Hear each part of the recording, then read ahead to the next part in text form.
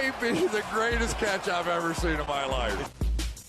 Timestamps are back. Now, y'all know in yesterday's video, I said the reason we no longer did timestamps was just because it lowers down the average watch time of the video, which really hurts us in the YouTube algorithm. And I was saying, hey, trust me, I want to give y'all timestamps. I know that y'all like them. Well, I just have to make sure we are continuing to grow the flock. I have to make sure that our videos continue to do well in the algorithm. So I said every time we upload a video this offseason and it gets over 250 likes on the first day it's uploaded, then the next day our video will have timestamps. And yesterday's video, y'all clearly wanted these by dropping over 300 likes within the first 4 hours. So thank you so much for smashing that like button. And every single time that we upload a video, if that gets over 250 likes on the first day it's uploaded, then the following video will have timestamps. But yeah, that's it. Yesterday's video, we talked about some of those running backs with upside that could jump up into the top 5. And let's do the same thing here with wide receivers. Now, we know at the wide receiver position, it's very easy to go through and look at the waiver wire and find options that you can pick up and always have a baseline of production if you just try to chase the offenses that should be in nice matchups, the offenses that should be throwing the ball a lot. But how you win your leagues is by going through and finding the Justin Jefferson, by going through and finding the wide receiver that is being drafted outside of the top few rounds that then bursts on the scene and has that top 5 overall season and puts you significantly ahead of the field. So yeah, what we are going to be doing is we are going to be looking at tight ends that are currently going outside of the top 10, and we are going to be trying to identify what wide receivers can jump up into the top 10, possibly even top 5 range. Of course, it's going to be different based on the wide receiver that we are looking at, but essentially we are going to be looking at guys that have the potential to vastly outscore what their ADP indicates. Now, our first player we are going to be bringing up is going to be CeeDee Lamb. And now I know that everybody's excited about these 2021 rookie wide receivers, but if we go back and if we look at the kind of wide receiver CeeDee Lamb was coming out of Oklahoma, I mean, we had him as our wide receiver 1 in last year's NFL draft. And I think it's safe to say from a prospect profile standpoint that CeeDee Lamb was a better wide receiver prospect than any other wide receiver in this year's NFL draft. Now, I know a lot of people are going to be coming out and telling me that Jamar Chase is a much better prospect than CeeDee Lamb, and I've heard that being said on multiple podcasts already.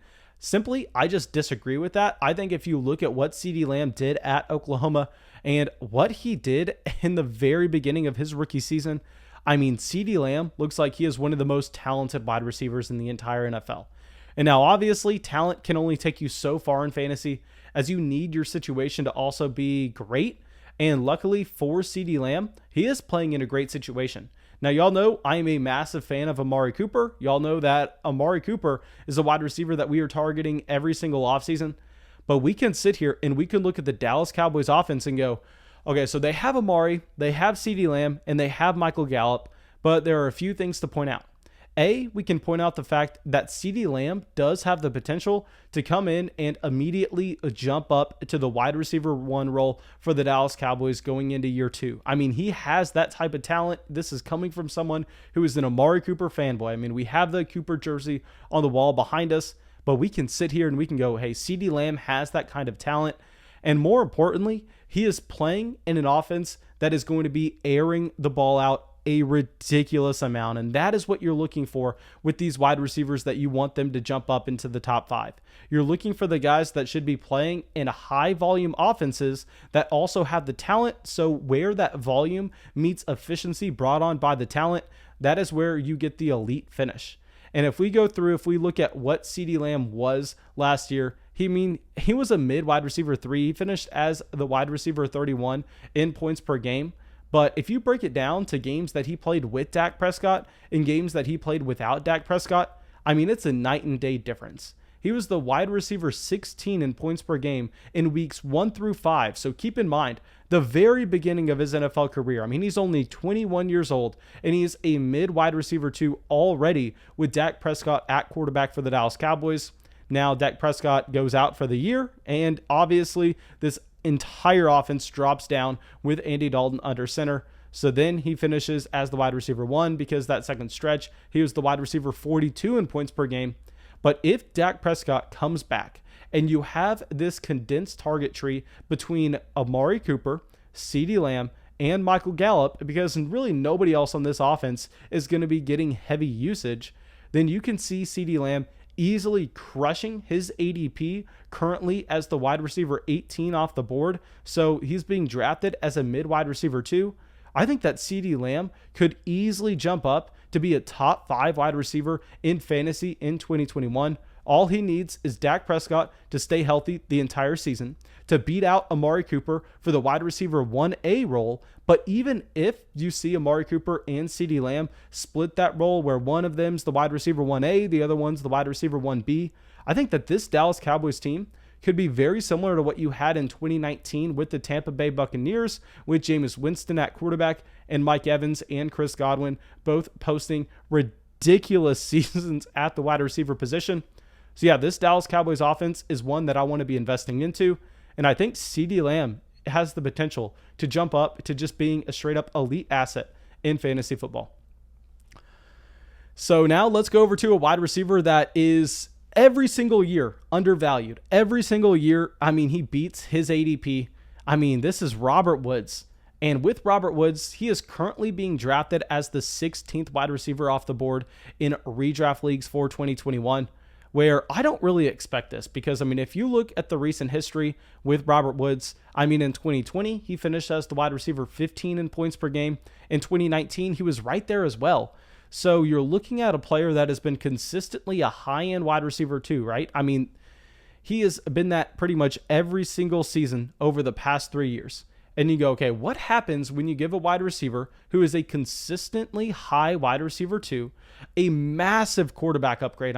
It cannot be understated how big of an upgrade Matthew Stafford is from Jared Goff. You saw that the Rams were willing to spend 2 first-round picks just to swap those quarterbacks. That is a big deal. That should not go overlooked. So Matthew Stafford coming in should help not only the overall efficiency of the offense, but I think you're also going to see the spike up with volume, because I think you're actually going to have Sean McVay kind of letting Matthew Stafford take the training wheels off this offense, because clearly he just kind of had to be a puppet master with Jared Goff under center over the past few years. So Matthew Stafford coming in, I think nobody's going to be surprised if Stafford comes in and he is a top 3 quarterback in passing yards in 2021. Now, if you also look at the personnel around this team lost Josh Reynolds this offseason to the Tennessee Titans. And I know Josh Reynolds is not anybody that you've been extremely excited about over the past few years, but he's still someone that gets targeted. And they lost Gerald Everett at the same time. Gerald Everett, a tight end that was getting usage in the red zone a decent amount in 2020. So now you have 2 weapons leaving. The only addition that you have to this offense is Tutu Atwell. And I know they spent a 2nd-round pick on Tutu Atwell, but this is something we talk about all the time on the Dynasty channel. We have to understand the team investment that these NFL franchises put into a field-stretching wide receiver with speed versus a wide receiver that they plan on getting volume. So even though they draft Tutu Atwell in the 2nd round, we can sit here and we can go, okay, hey, Tutu Atwell, he weighs less than I do. Tutu Atwell is a very small, speedy wide receiver that is most likely going to be coming in, and he is just going to be adding speed to this offense. That way they have that vertical threat and they can stretch the field. But outside of that, he's not going to really be taking targets. So I think what you're going to have is you're going to have Robert Woods, who has been a consistently high wide receiver 2, now get a bump up in volume, because I think the passing offense for LA should see an increase with the change in quarterback. Naturally, you would expect them to call more passing plays, and as well as you should expect the efficiency of the passing offense to dramatically increase based on the change at quarterback from Jared Goff to Matthew Stafford. So maybe Robert Woods sees more targets. Maybe Robert Woods sees more efficient targets. And if he is already a wide receiver 2 at that baseline, Robert Woods could easily be a top 5 wide receiver in fantasy. And it's crazy to say, but he has been a massive winner of NFL offseason so far. Okay, so now let's get to a wide receiver that I'm not going to lie, on the Dynasty channel, I kind of said that I wanted to be trading him away going into the NFL draft, but it's because I was worried with what this team was going to do. It's going to be the Jacksonville Jaguars with DJ Chark. Okay, so y'all know that Before the NFL draft, I was going, hey, this is a new coaching staff in Jacksonville. We need to be worried about James Robinson. We need to be worried about DJ Chark. We need to be worried about Laviska Shenault. Nobody has their job safe, given the fact that this front office, this coaching staff, I mean, they're not tied to these players. These players weren't their draft picks. So time and time again with these situations, you end up seeing that these coaches, they're willing to move on from a player when they probably should not be. And I was worried it was going to be DJ Chark, but it's not. Chark is locked in to being that wide receiver one. Instead, they replaced James Robinson kind of out of nowhere. But anyway, if we focus in here on DJ Chark, I mean, he is set up perfectly in Jacksonville. He was playing in one of the worst offenses in the entire NFL in 2020 as well as 2019. Now, if we go back to 2019, yes, it was Gardner Minshew mania. Yes, it was a very exciting stretch for the Jacksonville Jaguars where it looked like Gardner Minshew may actually be an above average starting quarterback at the NFL level. Well, we figured out that wasn't the case. And nonetheless, I mean, DJ Chark back in 2019 was a very impressive NFL wide receiver. Now, keep in mind, guys, in 2019, this was DJ Chark's second season. And if you weren't playing Dynasty, maybe you weren't following the NFL draft the year DJ Chark came out. I mean, he came in and he really was not the wide receiver prospect that I love chasing. And that y'all know when we evaluate these wide receiver rookies coming into the NFL, what you always want to do is you want to focus in on production in college, production, especially at an early age. And usually those wide receivers that have the size and the athleticism, while yes, they have great ceilings. Their ceilings are sky high. They sometimes get a little bit overdrafted given the fact that if you don't have that elite production profile in college, the bust rates with those players is going to be high. So DJ Chark, honestly, not someone that I loved, but you could see the frame, you could see the raw athleticism and go, hey, the ceiling is sky high here with DJ Chark. I mean, he could turn into an alpha wide receiver at the next level. His rookie season, he doesn't do much, but he was a raw wide receiver coming in regardless. Then his sophomore year, he is a high-end wide receiver 2 in points per game his second year in the NFL. Now in 2020, yes, this drops down. I mean, he was a wide receiver 4, but you can't blame him. I mean, this was the worst team in the NFL by far. I mean, there was no talent throughout the entire roster. This team was clearly tanking starting last offseason with moving veteran pieces away for day 3 draft picks. So DJ Chark was put in a situation where he was destined to fail in 2020. Now in 2021, it looks like he is getting probably the biggest quarterback upgrade in the entire NFL from Gardner Minshew over to Trevor Lawrence. And yes, you don't want to be putting all your eggs in a rookie quarterback basket, but Trevor Lawrence is one of the best college prospects that we have ever seen coming out of the quarterback position. So I think you look at this scenario and go, DJ Chark has put together a high-end wide receiver 2 season at a very young age. He has every single trait to have an elite ceiling. Now he is getting placed into a situation where he's most likely going to succeed as the wide receiver 1A to Laviska Shenault's wide receiver 1B on the Jacksonville Jaguars. Now you can throw in Laviska Shenault here into this mix as well. I think both wide receivers have a ceiling with Trevor Lawrence coming in that's a lot higher than their current average draft position. Okay, so now let's go over real quick and let's talk about Allen Robinson. Okay, so with Allen Robinson, I just want to give him a shout out because we are talking about situations where the quarterback position is being drastically upgraded. And if you go through and if you look at what Allen Robinson has done, I mean, he has had horrendous quarterback play season after season after season, dating all the way back to Penn State. I mean, then he gets into the NFL, and then in the NFL, he is dealing with Blake Bortles as his starting quarterback throughout his entire stint in Jacksonville. And then you finally go, okay, thank God Blake Bortles is going to be leaving Allen Robinson alone. Thank God Allen Robinson is finally going to be going somewhere else where he hopes to have an above average starting quarterback. Well, then he goes to the Bears. Then he is met up with Mitchell Trubisky and then the bad Nick Foles, not the Super Bowl winning Nick Foles. I mean, very demoralizing for Allen Robinson. What's crazy is the fact that if you go through and you look at his recent production, even with the worst quarterback play in the entire NFL, I mean, in 2019, he was a low-end wide receiver 1 on points per game. And in 2020, he was also a low-end wide receiver 1. So now Justin Fields is coming in, and y'all know that I am on record, especially on the Dynasty channel, to say that I think the fantasy football community may be a little bit too high on Justin Fields. But just because I think that, even though I think that both Trey Lance and Zach Wilson are better quarterbacks than Justin Fields, and I think the fantasy community is a little too high on him, that does not take away from the fact that Justin Fields does have the potential to come in and be a great quarterback at the NFL level. At the very least here, you're getting a shot with Allen Robinson to finally have an above average starting quarterback. I mean, I think that even if you don't have Fields starting the year, I mean, Andy Dalton is probably going to be the best quarterback that Allen Robinson has ever played with. And that's crazy to say.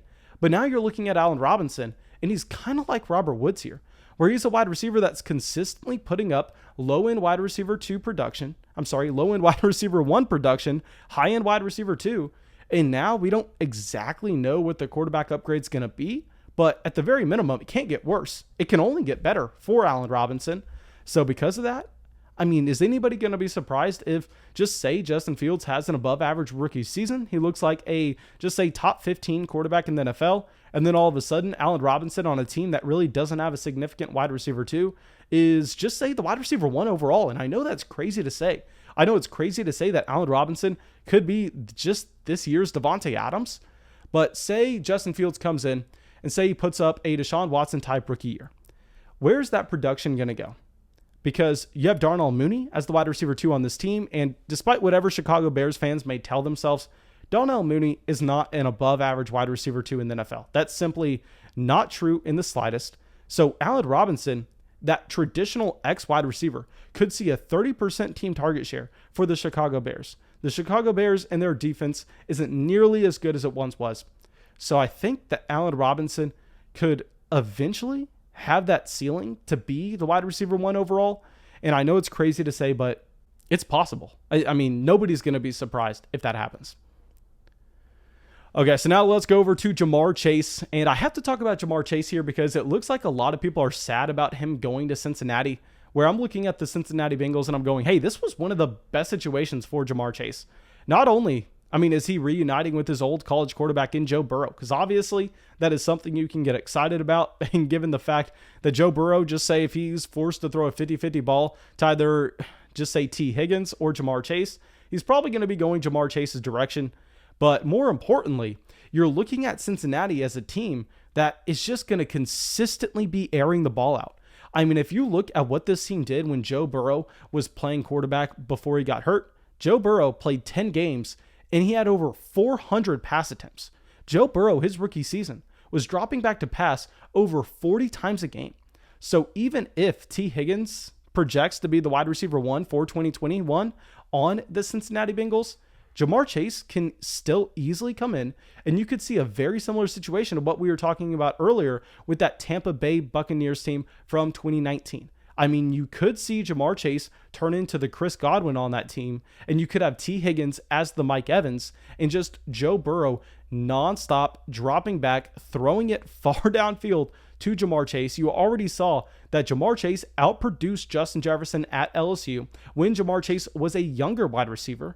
Then Justin Jefferson comes in, post a top 5 wide receiver season his rookie year. So Ja'Marr Chase, with a much better quarterback in Joe Burrow, has that same type of ceiling. Now, it's not the likely scenario, but it is in the range of outcomes.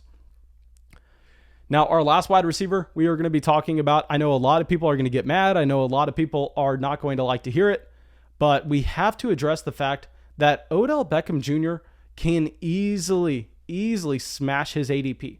Now, he is currently going as a low-end wide receiver 3 in fantasy drafts. And trust me, guys, I would not be saying that Odell had this type of ceiling if we saw the Cleveland Browns go and draft a Rashad Bateman. If they decided to go draft a Terrace Marshall in the 2nd round, then we'd be looking at it. We'd go, okay, you know what? This offense isn't going to be throwing the ball that often. And at the same time, now they're bringing in wide receiver competition for Odell Beckham Jr. and Jarvis Landry. But no, that's not what happened. They did not bring in a single pass catcher this offseason. So now you're looking at the scenario of going, okay, they have Odell, they have Jarvis Landry. I guess they brought in Anthony Schwartz, but I want to point out the fact that Anthony Schwartz is just like Tutu Atwell, just like a player that we are talking about being that field stretching wide receiver that you're not going to be expecting to see a ton of volume. So with that scenario, I think that Odell could be in line for a 25-26% team target share. And we have seen it before. I know he is far from the wide receiver he was in New York, but still, given the fact that we have had those top consecutive seasons from Odell before, given the fact that it looks like Baker Mayfield is finally putting it all together, given the fact that it looks like Odell Beckham Jr. is clearly the wide receiver 1 on his offense. I mean, he has the potential to be a low-end wide receiver 1, and he's being drafted as a low-end wide receiver 3.